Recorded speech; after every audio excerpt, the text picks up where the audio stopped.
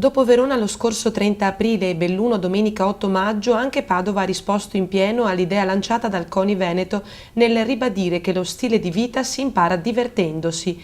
Con lo slogan Sport ed alimentazione, il CONI Veneto ha dato appuntamento per una domenica ad atleti, dirigenti ed esperti in Piazza delle Erbe ed in Piazza della Frutta, dove sono stati allestiti numerosi campi da gioco, coinvolgendo gli atleti nelle varie discipline sportive. A Palazzo Moroni, nella Sala degli Anziani, contestualmente si è svolto un interessante convegno sulla prevenzione dell'obesità giovanile, con gli interventi del professore Antonio Poli, docente universitario, Diego Fortuna, tecnico della Nazionale di Atletica ed esperto nutrizionista. Con loro c'erano il delegato del CONI Point di Padova, Flaviano Buratto, il professor Dino Ponchio, direttore scientifico della Scuola regionale dello sport, e il presidente del CONI Veneto, Gianfranco Bardelle. Un successo straordinario per questa manifestazione del CONI. Ma indubbiamente quest'anno l'abbiamo dedicato al nutrizionismo dei nostri ragazzi, i giovani e meno giovani, perché siamo preoccupati della crescita dell'obesità, quindi dobbiamo combattere il doping, ma dobbiamo combattere anche l'obesità, e questo avviene solo attraverso una sana nutrizione. Noi chiediamo ai genitori di stare molto attenti, di seguire le nostre indicazioni.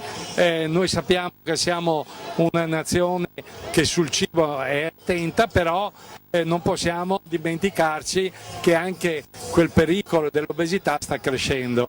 Quindi voglio ringraziare tutti coloro che collaborano, dobbiamo essere molto attenti a quello che diamo ai nostri figliuoli, e questo è un segnale che lo dedichiamo in questo 2016.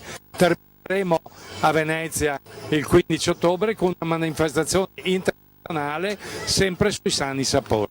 Che l'obesità sia un'epidemia globale lo dice l'Organizzazione Mondiale della Sanità, che il fattore di rischio causa malattie croniche che sono responsabili in una percentuale del 60% dei decessi mondiali, indicano che il sovrappeso è il più importante problema di salute pubblica al mondo.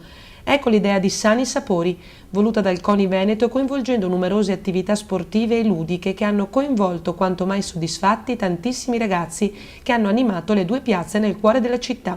È una giornata stupenda, sono 5 gli sport, comunque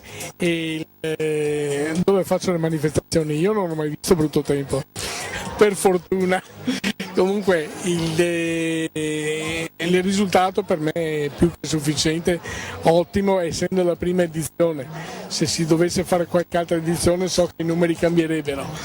Abbiamo sempre la fortuna di avere società che sono sensibili a questo, come il Paloring, la Comini, il Petrarca Basket e il Taekwondo, di conseguenza un zoccolo duro che lavora sempre volentieri per il CONI Padova. Gli atleti azzurri non potevano mancare in una giornata così importante di sport e di promozione, ma principalmente dedicata all'alimentazione, oggi elemento determinante per la scelta di un atleta, per tutte le performance sportive che fanno. Innanzitutto evitare che i ragazzi giovani, i bambini, siano rivolti a alimentazioni scorrette e che l'obesità prevalga, come sta un po' succedendo dappertutto.